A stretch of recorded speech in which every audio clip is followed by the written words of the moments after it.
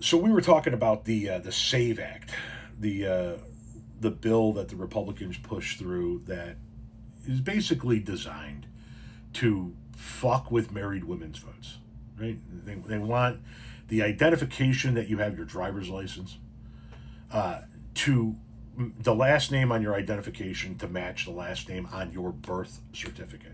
That's a dumbed down version of it. There's a lot of layers to this, but just for the sake of this conversation, there's a dumbed down version of it. And that's very difficult for women who got married and took their husband's last name. So this person comes in and rightfully says, watch all the women change their name back to their maiden name and women not taking husbands' names moving forward. And that is exactly what I have advised our daughter, Magnolia, not to do. She's in a relationship with her boyfriend. They live together. Who knows if they're going to get engaged or married, but it certainly seems like it's trending that way. And I spoke to her and said, if I were you, my advice, my fatherly advice to you is as long as Donald Trump is in office, do not change your name. If you guys get married while he's in office, if you get married in the next 4 years, don't take his name. Even if you want to. Wait.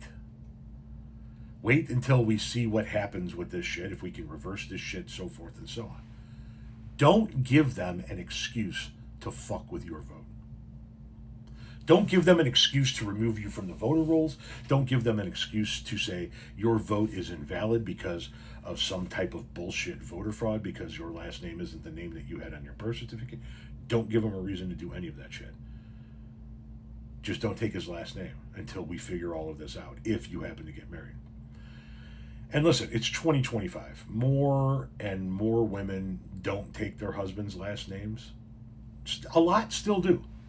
You know, my wife and I are what's in more of a traditional marriage where she did take my last name.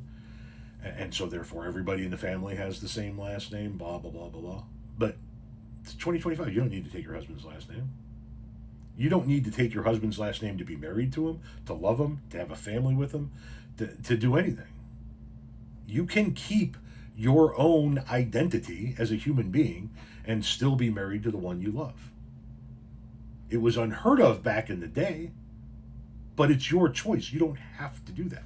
Just because Bill Smith and Sally Jones get married doesn't mean Sally Jones needs to become Sally Smith. It can be Bill Smith and Sally Jones. And in today's day and age, that would be my advice to all women that are getting married. At least for the moment, don't change your last name. Just be married, be happy, build your life, have kids, have your career, all of that shit, but do not allow them the chance to fuck with your vote. Do not allow them to take your vote away from you because they can't handle strong, independent, free-thinking women.